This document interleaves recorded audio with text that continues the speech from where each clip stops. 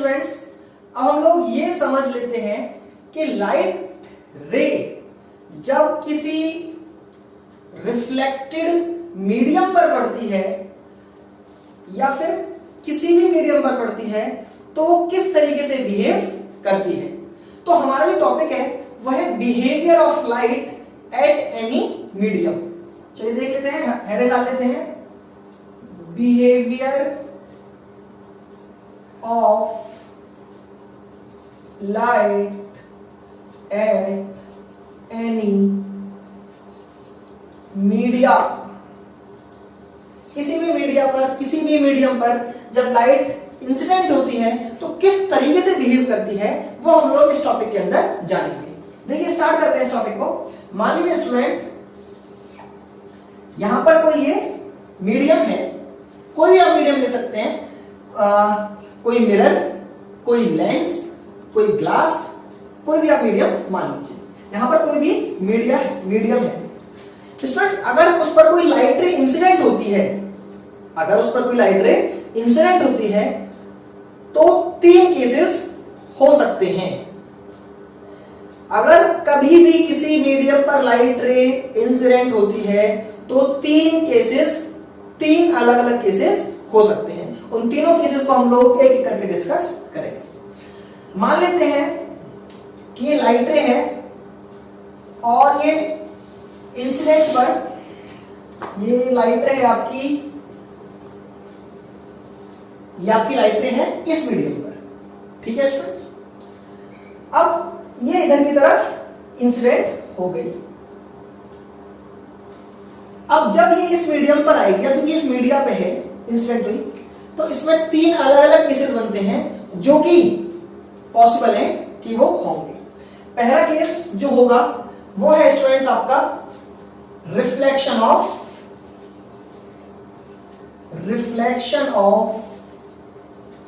Light.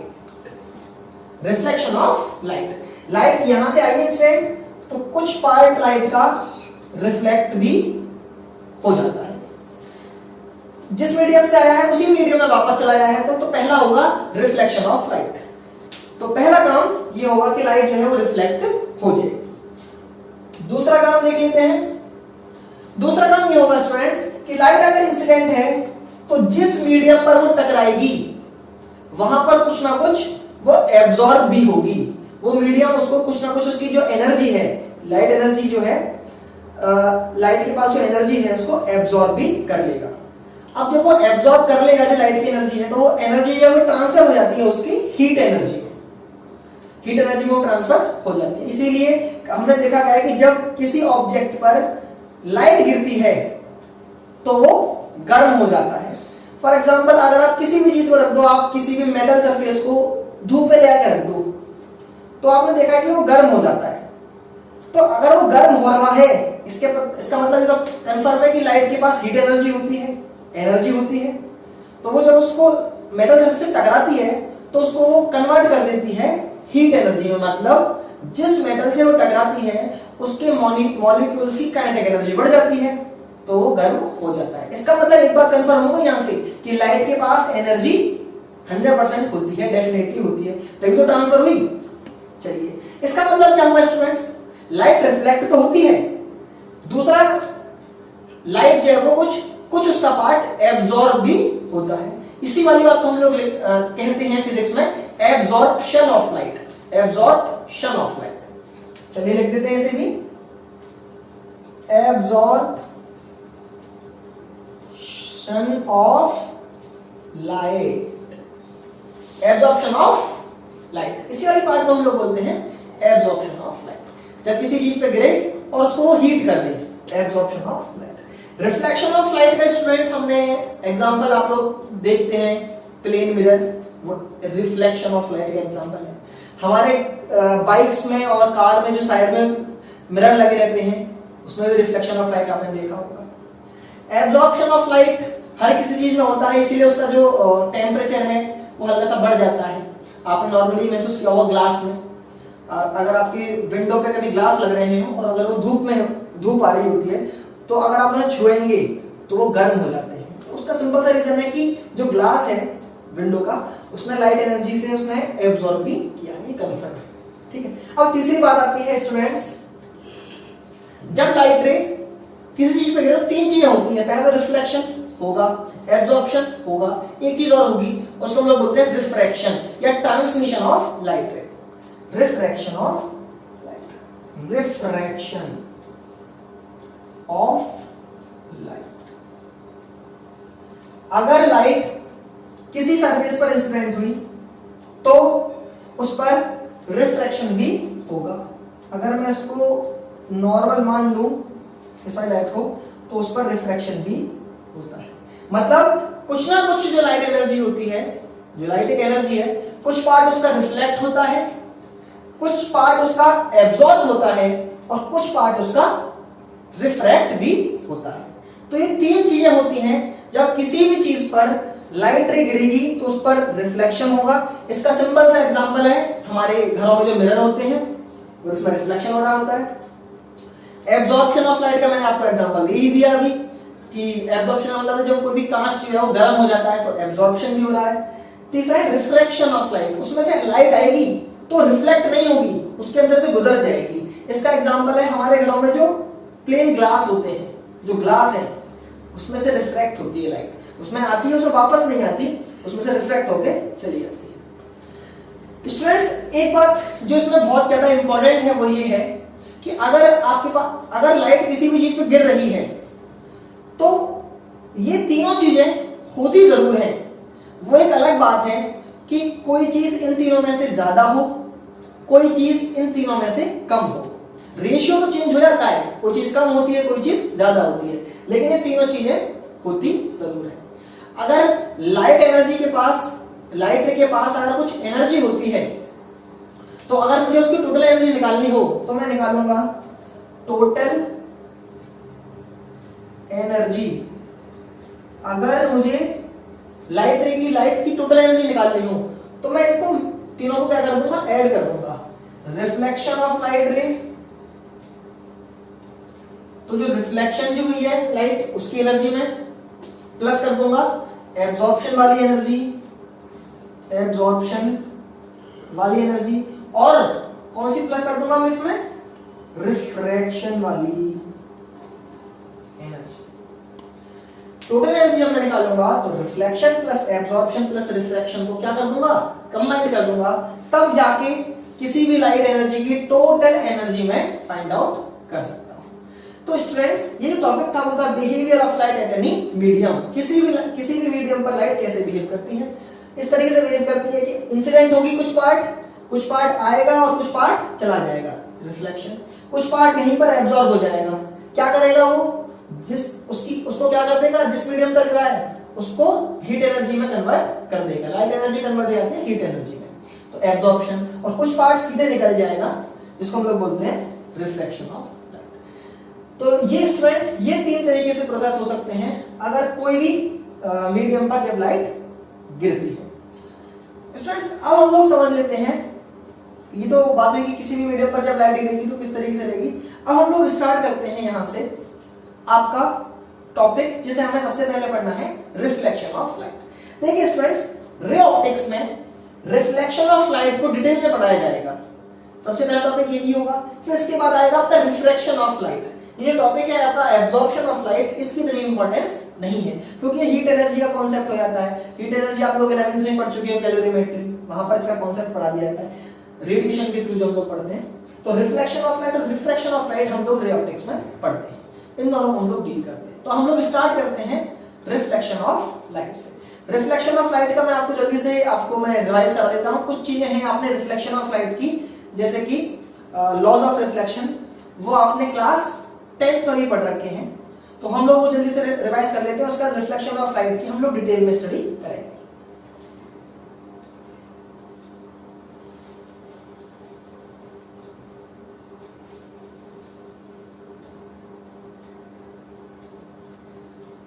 चलिए तो heading डाल देते हैं जल्दी से, रिफ्लेक्शन ऑफ लाइट।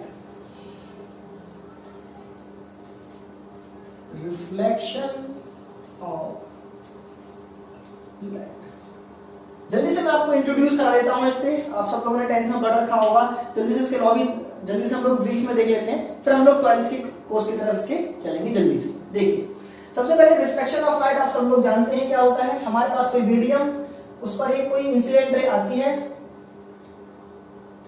तो वो अगर उसी मीडियम में रिफ्लेक्ट हो जाए, उसी मीडियम में वापस चली जाए, तो उसको हम लोग रिफ्लेक्शन ऑफ लाइट बोलते हैं।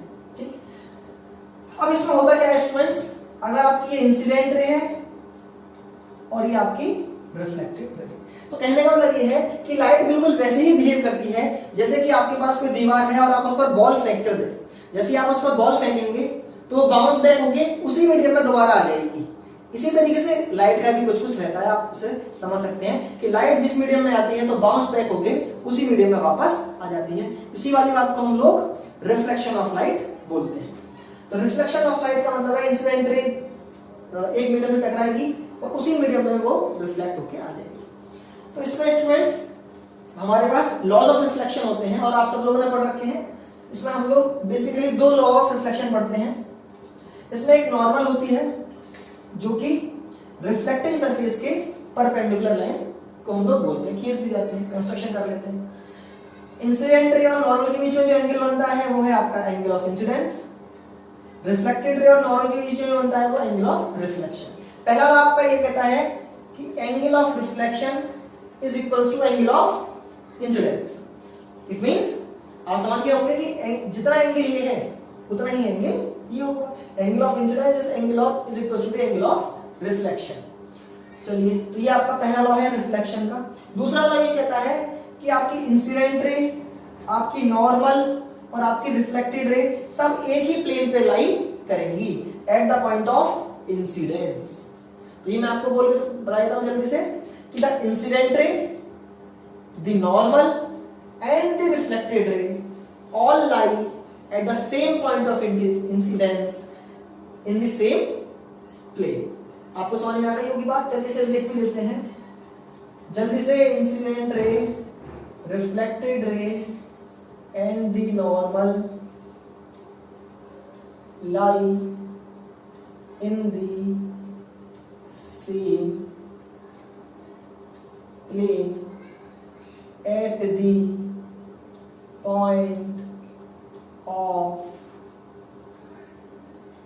at the point of incidence, जहां पर हमारा इंसिडेंस का पॉइंट है।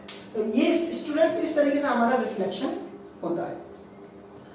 अब स्टूडेंट्स हम लोग स्टडी करेंगे रिफ्लेक्शन को डिटेल में। आपके जो सिलेबस में है रिफ्लेक्शन वाला पार्ट वो है स्फेरिकल मिरर्स का। तो हम लोग नेक्स्ट लेक्चर में देखेंगे कि स्फेरिकल मिरर्स क्या होते हैं और वो कैसे बनाए जाते हैं और वो किस तरीके से उनके थ्रू रिफ्लेक्शन होता है।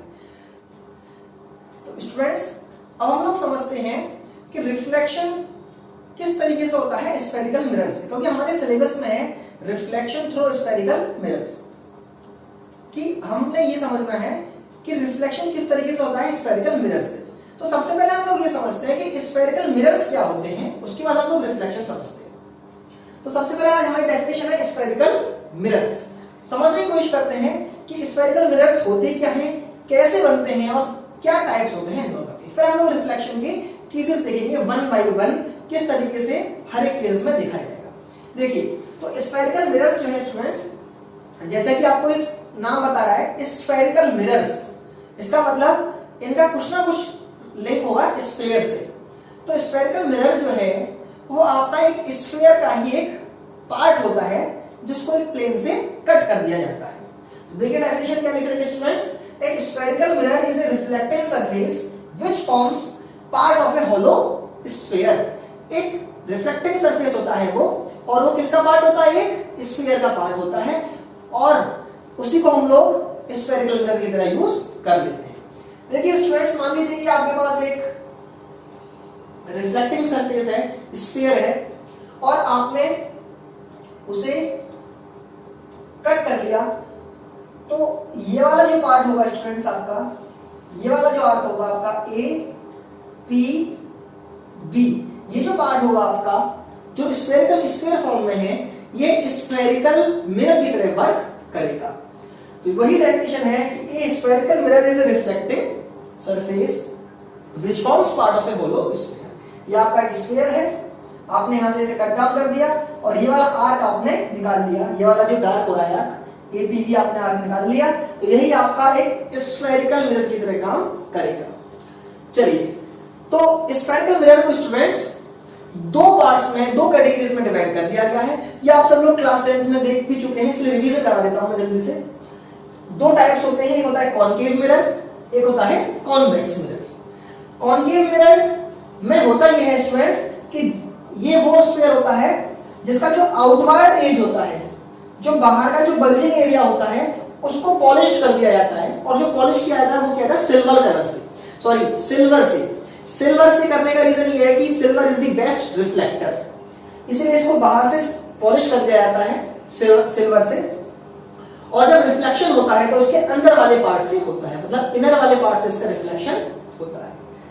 इसी तरीके से जो कॉन्वेक्स मिरर है वो जस्ट इसका उल्टा है, वो भी एक स्फीयर का ही पार्ट होता है, लेकिन उसको जो पॉलिश किया जाता है उसको अंदर से पॉलिश कर देते हैं, इनर साइड से उसको क्या करते हैं, पॉलिश कर देते हैं, और उसका वो वाला पार्ट जो रिफ्लेक्शन के लिए यूज करते हैं वो उसका बाहर वाला हिस्सा होता है। तो बस ये फर्क है कि कॉनकेव मिरर और कॉन्वेक्स मिरर दोनों ही आपके स्फेरिकल मिरर्स हैं, बस पॉलिश का फर्क है। जब आप बाहर की तरफ पॉलिश कर दोगे तो अंदर वाला जो पार्ट है वो रिफ्लेक्टिंग मीडियम की तरह काम करेगा, रिफ्लेक्शन के लिए काम करेगा, और जब आप उसे अंदर से पॉलिश कर दोगे तो बाहर वाला जो पार्ट होगा, जब अंदर से हम लोग यूज कर रहे हैं, अंदर से रिफ्लेक्शन करवा रहे हैं उसकी इस वाली साइड से, इस वाली साइड से रिफ्लेक्शन करवा रहे हैं तो कॉनकेव मिरर कहलाया जाता है। जब हम लोग बाहर वाले साइड से करवा रहे होते हैं तो कॉन्वेक्स मिरर कहलाया जाता है। हालांकि दोनों ही वो स्फेरिकल मिरर्स के पार्ट होते हैं, लेकिन हम लोग किस जगह से रिफ्लेक्शन करा रहे हैं वो उनको दोनों को डिफरेंशिएट करते हैं।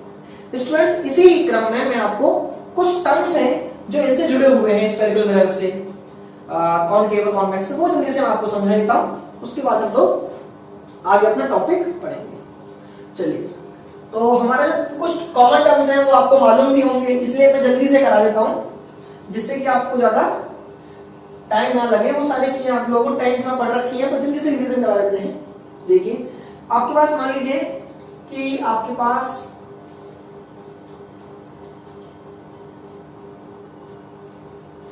मान लीजिए स्टूडेंट कि आपके पास कॉनकेव मिरर है, बाहर से पॉलिश है, अंदर से हम लोग रिफ्लेक्टिंग के लिए यूज कर रहे हैं तो कॉनकेव हो गया।